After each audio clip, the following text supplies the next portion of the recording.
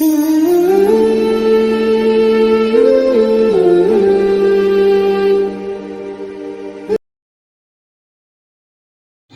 آگے چلتے ہیں جی، آیت نمبر پوری 200 الحمدللہ اللہ کے حکم سے، اور مجھے خوشی ہو رہی ہے کہ 200 آیات ہم آج کمپلیٹ کر کے آگے بڑھیں گے۔ بسم اللہ الرحمن الرحیم۔ وَإِذَا قَضَيْتُم مَّنَاسِكَكُمْ فَاذْكُرُوا اللَّهَ كَذِكْرِكُمْ آبَاءَكُمْ أَوْ أَشَدَّ ذِكْرًا فَمِنَ النَّاسِ مَن يَقُولُ رَبَّنَا آتِنَا فِي الدُّنْيَا وَمَا لَهُ فِي الْآخِرَةِ مِن خَلَاقٍ۔ اس کی ورڈ ٹو ورڈ ٹرانسلیشن دیکھتے ہیں۔ فَبَثْ اِذَا جب قَضَيْتُم تم ادا کر چکو مناسککم حج کے مراسم، فبس اذکروا یاد کرو اللہ کا ذکرکم جیسی تمہاری یاد ہے، آباؤکم اپنے باپ دادا، او یا اشد زیادہ ذکرن یاد، فمن الناس پس سے آدمی، من جو یقولو کہتا ہے ربنا اے ہمارے رب، آتینا ہمیں دے، فی میں الدنیا دنیا، وا اور ما نہیں، لہو اس کے لیے، فی میں آخرتی آخرت، من خلاق کچھ حصہ۔ اس کی ٹرانسلیشن ہے، پھر جب تم ارکان حج کو ادا کر چکو تو اللہ تعالیٰ کا ذکر کرو جس طرح تم اپنے باپ دادا کا ذکر کیا کرتے تھے، بلکہ اس سے بھی زیادہ۔ بعض لوگ وہ ہیں جو کہتے ہیں اے ہمارے رب ہمیں دنیا میں دے، ایسے لوگوں کا آخرت میں کوئی حصہ نہیں ہے۔ سب سے پہلے ہم اس کا کنیکشن دیکھیں گے پچھلی آیات کے ساتھ جو ہمارا ٹاپک چل رہا ہے۔ حج کو عام اجتماع اور میلہ کا رنگ دینے کی بجائے اس میں عبادت اور ذکر و اذکار کا ماحول ہونا چاہیے۔ کفار اور مشرکین نے حج کے مقدس اجتماع کو دنیا کے فائدے اور خود غرضی کا ذریعہ بنا لیا تھا، یہاں تک کہ دعا کرتے ہوئے رب کے حضور دنیا ہی کے طلبگار ہوتے تھے، گویا کہ دین اور عبادت ان کی نظر میں دنیا کا ہی مقصد ٹھہری تھی۔ جیسے آج کل بعض لوگ کسی کو کھانا کھلائیں تو فقط دعا اور نمائش کی خاطر، مسجد میں اعتکاف کریں تو صرف دنیا کے مصائب سے چھٹکارا پانے کے لیے، مساجد و مدارس کے ساتھ تعاون کرتے ہیں تو نمائش اور شہرت کے لیے، حج دنیاوی مشکلات سے نجات پانے اور دولت کی نمائش کرنے کے لیے کرتے ہیں۔ ایسے لوگ جب مصائب سے نجات پاتے ہیں تو نہ وہ زہد و تقویٰ رہتا ہے اور نہ ہی علماء کا احترام و اکرام، بلکہ نماز اور روزے سے بھی غافل ہو جاتے ہیں۔ ان کے بارے میں سورہ حج آیت نمبر 11 میں فرمایا گیا ہے، ارشاد ربانی ہے کہ کچھ لوگ تو بس کنارے پر بیٹھ کر ہی اللہ تعالیٰ کی عبادت کرتے ہیں، اگر انہیں فائدہ پہنچے تو مطمئن ہو جاتے ہیں، اگر آزمائش میں مبتلا ہوں تو پیٹ پھیر جاتے ہیں۔ اور آپ لوگوں نے دیکھا ہوگا کہ اب حج جو ہے وہ کس قسم کا ہے۔ اس مرتبہ تو سننے میں آیا ہے کہ موبائل کے یوز پہ بھی پابندی لگائی گئی تھی، کیونکہ لوگوں نے تو ایک وتیرہ بنا لیا تھا کس چیز کا، کہ موبائل جو ہے وہ سیلفیاں لینا اور ویڈیو کال لگا کے پچھلوں کو دکھانا جی ہم یہاں پہنچے ہوئے ہیں، اور ویڈیوز بنا کے جو ہے اسٹیٹس سجانے، فیس بک کے، واٹس ایپ کے، انسٹا کے اور مختلف سوشل ایپس کے۔ اور وہ لوگ جو مختلف سوشل ایپس پہ ورک کرتے ہیں، کام کرتے ہیں، ٹک ٹاک بناتے ہیں، اسنیک ویڈیو ہے، اور یہ جو ہے اسنیپ چیٹ ہے اور انسٹا ہے، وہاں پر ویڈیوز بنا کے اپلوڈ کرنا، یہ سارا معاملہ انہوں نے کیا ہوا ہے۔ تو اس سے کیا فائدہ، ایسا کرنے سے کیا فائدہ کہ اللہ تعالیٰ کی عبادت کرنے کے لیے گئے تھے لیکن عبادت کی نہیں، کنارے پر بیٹھ گئے، محروم ہو گئے، بظاہر تو حج کر لیا لیکن اس کا فائدہ نہیں حاصل کر سکے، اس کی گہرائی میں نہیں جا سکے، زہد اور تقویٰ حاصل نہیں کر سکے۔ اچھا جی آگے چلتے ہیں جی، کہ اگر آزمائش میں مبتلا ہوں تو پیٹ پھیر جاتے ہیں اور انہیں فائدہ پہنچے تو مطمئن ہو جاتے ہیں۔ ان کو دنیا اور آخرت میں بڑا نقصان اٹھانا پڑے گا۔ یہاں بنیادی طور پر 2 قسم کی سوچ بیان کی جا رہی ہے، ایک ان لوگوں کی جن کے صبح شام اور لیل و نہار، رات اور دن، صبح اور شام، رات اور دن دنیا ہی کے حصول کے لیے وقف ہے، دنیا کے علاوہ ان کے احاطہ یا خیال میں کوئی چیز نہیں آتی، انہیں دنیا تو اپنے حصے کے مطابق مل جائے گی مگر آخرت میں وہ یکسر طور پر تہی دامن ہوں گے، یعنی کہ خالی دامن ہوں گے، خالی جولی ہوں گے، کیونکہ انہوں نے آخرت کے لیے کچھ نہیں کیا ہوگا اور نہ ہی وہ آخرت کے طلبگار تھے۔ ان کے مقابلے میں ان لوگوں کی تعریف کی جا رہی ہے جو دنیا میں رہ کر آخرت پر نظر رکھے ہوئے ہیں۔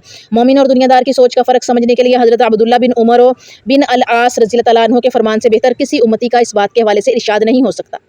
مسند الحارث کی جو ہے وہ میں لکھا ہے کہ دنیا اس طرح کماؤ گویا تو نے دنیا میں ہمیشہ رہنا ہے، اور آخرت کے لیے ایسے اعمال کرو جیسے تو نے کل فوت ہو جانا ہے۔ دنیا اس طرح کماؤ گویا تو نے دنیا میں ہمیشہ رہنا ہے، اور آخرت کے لیے ایسے اعمال کرو جیسے تو نے کل فوت ہو جانا ہے۔ اتنی تغدو کرو، اتنی کوشش کرو کہ بھی میرے پاس تو آج کا ہی دن ہے، میں نے جو کرنا آج ہی کرنا ہے۔ یہی فرق ہے ایک کافر اور دنیا دار مومن کی جدوجہد کے درمیان، کیونکہ بے شمار کام ایسے ہیں جو کافر اور مومن کو فطری طور پر ایک جیسے کرنے پڑتے ہیں، جن کو سمجھنے کے لیے معمولی درجے کی چند مثالیں ذہن میں تازہ فرمائیں۔ کافر بھی کھانا کھاتا ہے، مومن بھی کھانے کے بغیر نہیں رہ سکتا، دنیا دار بھی کپڑے پہنتا ہے اور مسلمان کا لباس بھی کے بغیر بھی گزارا نہیں ہے، ایمان سے خالی دامن انسان بھی سوتا ہے جبکہ ایماندار کو بھی نیند پوری کرنی ہوتی ہے، لیکن ان کے کرنے کے انداز اور ان کے پیچھے کار فرما جذبات کا زمین و آسمان سے زیادہ فرق ہے۔ مومن کا سونا بھی عبادت ہے جبکہ کافر کی عبادت بھی خدا کے ہاں عبادت کا درجہ نہیں رکھتی، کیونکہ اس کے پیچھے نہ ایمان کا تصور ہے اور نہ ہی کرنے کا انداز سنت نبوی کے مطابق ہے۔ یہاں دونوں قسم کے لوگوں کو بتلایا گیا ہے کہ جو کمائے گا وہی پائے گا۔ اللہ تعالیٰ قریب ایک لمحہ کا حساب لے گا، لہذا دعا کی صورت میں یہ فکر دی جا رہی ہے کہ کامل اور بہتر سوچ یہ ہے کہ دنیا اور آخرت کو سنوارنے کے لیے نہ صرف بیک وقت بھرپور کوشش کی جائے، بلکہ رب کے حضور دعا بھی ہونی چاہیے کہ اے ہمارے رب ہماری دنیا بھی بہتر فرما اور آخرت بھی، اور ہمیں جہنم کی ہولناکیوں سے محفوظ فرما۔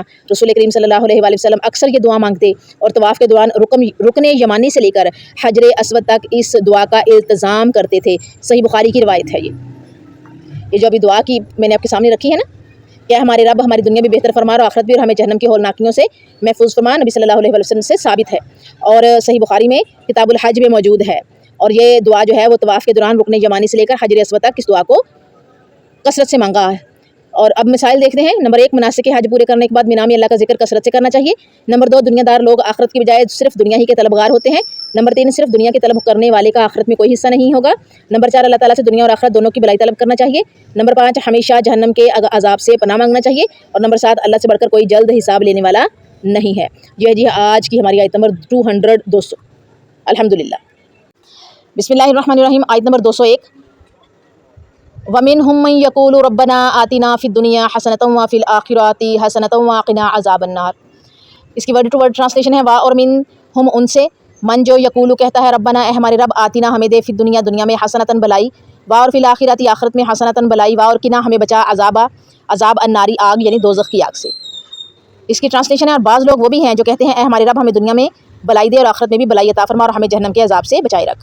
یعنی وہ لوگ جو دنیا مانگتے ہیں، ان کے علاوہ بھی کچھ لوگ ایسے ہیں، بہت سے لوگ ایسے ہیں جو کہتے ہیں کہ ربنا آتینا فی الدنیا حسنۃ وفی الآخرۃ حسنۃ وقنا عذاب النار، کہ ہمارے رب ہمیں دنیا اور آخرت دونوں میں بھلائی عطا کر، دنیا میں بھی بھلائی عطا کر، آخرت میں بھی بھلائی عطا کر، اور ہمیں جہنم کے عذاب سے یعنی جہنم کی آگ سے، جہنم کے ہر طرح کے عذاب سے ہمیں محفوظ رکھنا، ہمیں بچائے رکھنا۔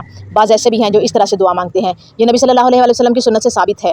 اور ایک چیز اور کہ ایک صحابی تھے جو اللہ تعالیٰ سے دعا مانگا کرتے تھے کہ اللہ تعالیٰ جو بھی میرا حساب کتاب ہے نا دنیا میں ہی کر دینا، میرے گناہوں کی سزا جو بھی ہے۔ اور وہ دن بدن کمزور، دبلے اور بیمار ہوتے گئے۔ نبی صلی اللہ علیہ وآلہ وسلم ان کی عیادت کے لیے آئے، ان کو دیکھا اور پھر ان سے پوچھا کہ تم کو کیا کرتے ہو؟ تو پھر صحابی نے جو ہے وہ بتایا کہ میں اللہ تعالیٰ سے یہ دعا مانگتا ہوں۔ تو نبی صلی اللہ علیہ وآلہ وسلم نے کہا کہ ایسے نہیں، کیا میں تمہیں اس سے بہتر نہ بتاؤں طریقہ؟ یہ طریقہ تمہارے لیے زیادہ اچھا ہے۔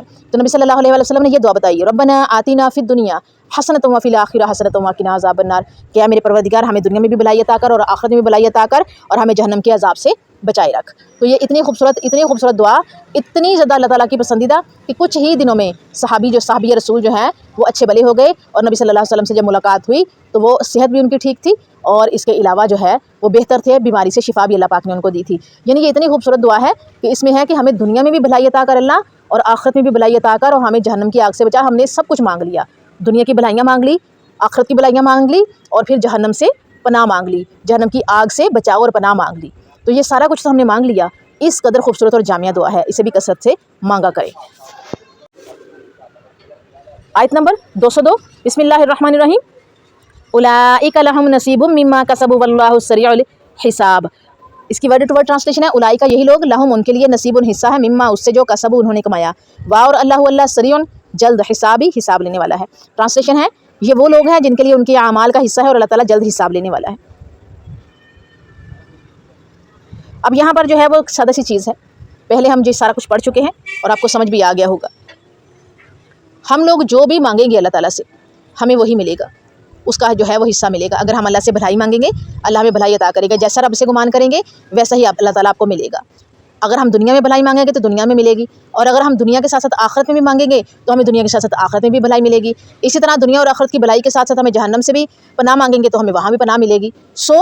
ہر طرح کے اعمال میں ہمارا حصہ ہے، اور ہمیں چاہیے کہ ہم اچھے اعمال کریں اور دنیا اور آخرت بھی مانگے ساتھ، اور آخرت کی بھلائیاں مانگے، دنیا کی بھلائیوں کے ساتھ آخرت کی بھلائیاں اور خیر مانگے، اور جہنم کی عذاب سے اور جہنم کی آگ سے پناہ مانگے۔ اور یاد رکھیے گا کہ جس طرح کا بھی عمل آپ لوگ کریں گے، میں کروں گی، ہم لوگ کریں گے، اللہ تعالیٰ پھر اس کا حساب لے گا۔ اچھے اعمال کریں گے اللہ حساب لے گا تو ہمیں اجر ملے گا، برے اعمال کریں گے اللہ حساب لے گا تو اجر تو اس کا بھی ملنا ہے، لیکن الٹی سائڈ سے، یعنی جہنم کی آگ، جہنم کے مختلف قسم کے عذاب ملیں گے ہمیں۔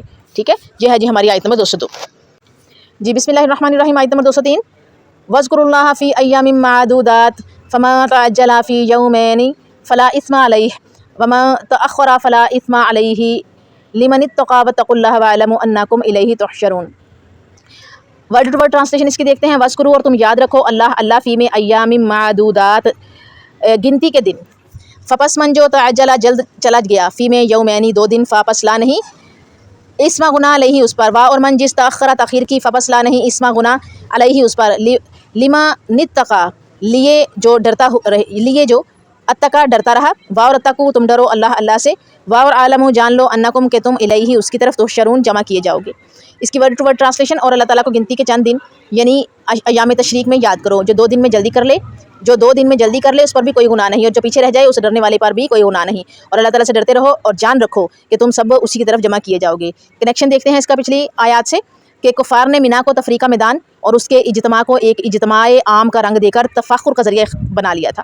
شاعر اپنا کلام پیش کرتے جس میں عشق و عاشقی کی داستانیں اور اپنے آباء و اجداد کے کارناموں کو اس طرح بڑھا چڑھا کر بیان کرتے جس میں دوسرے قبائل کی توہین پائی جاتی، بسا اوقات یعنی بعض اوقات لوگوں میں لڑائی ہو جاتی، تصادم کی صورت پیدا ہو جاتی۔ اللہ تعالیٰ نے چند دن کا لفظ استعمال فرما کر یہ احساس دلایا ہے کہ ان قیمتی ایام میں اللہ تعالیٰ کا ذکر کرنا چاہیے تھا، تم نے انہیں بھی فخر و غرور کا ذریعہ بنا لیا ہے، حالانکہ تم اپنے رب کا شکر گزار اور کثرت کے ساتھ یاد کرنا چاہیے جس کی توفیق سے تمہیں حج کی سعادت اور اس کے گھر کی حاضری کا شرف نصیب ہوا۔ یہاں اس فکری اختلاف کو بھی ختم کر دیا گیا ہے جو مینا میں قیام کے بارے میں پایا جاتا تھا۔ کچھ لوگ 2 کی بجائے 3 دن ٹھہرنا ضروری سمجھتے تھے اور وہ مینا میں 2 دن قیام کے کرنے والوں سے مجادلہ اور تکرار کرتے کہ ہم تم سے بہتر ہیں، اس طرح وہ 2 یوم قیام کرنے والے 3 دن ٹھہرنے کو برا سمجھتے۔ یہاں یہ اختیار دیا جا رہا ہے کہ تم چاہو تو 3 دن ٹھہرو، نہیں تو 2 دن، دونوں میں سے کوئی ایک مدت ٹھہرنے والوں پر کوئی گناہ نہیں۔ یہ اجر تو اس شخص کے لیے ہے جو فخر و غرور اور دنیاوی رسومات سے پرہیز کرتا ہے اور اس کے دل میں اللہ تعالیٰ کا خوف پایا جاتا ہے۔ یاد رکھو جس طرح تم یہاں اکٹھے ہوئے ہو، ایک دن ایسا بھی آنے والا ہے جب تمام کے تمام رب کبریا اللہ رب العزت کی عدالت میں دست بستہ ہاتھ باندھ کر جمع کیے جاؤ گے، وہاں تقویٰ اور رب کی یاد ہی کام آئے گی۔ اس آیت میں جو مسائل ہیں، نمبر 1 ایام تشریف میں اللہ تعالیٰ کا ذکر کرنا چاہیے، یعنی کہ اللہ اکبر لا الہ الا اللہ اللہ اکبر وللہ الحمد، اور یہ جو ہے وہ ہم پڑھتے ہیں نا، تو جتنے دن یہ پڑھنے کا کہا گیا ہے اسے ایام تشریق کہتے ہیں۔ نمبر 2 مینا میں 2 یا 3 دن ٹھہرنا چاہیے۔ نمبر 3 اللہ تعالیٰ سے ڈرنا چاہیے، وہ سب کو اکٹھا کرنے والا ہے۔ یہ ہے جی ہماری آیت نمبر 203 الحمدللہ، اور آج کا لیسن ہمارا یہاں کمپلیٹ ہوتا ہے۔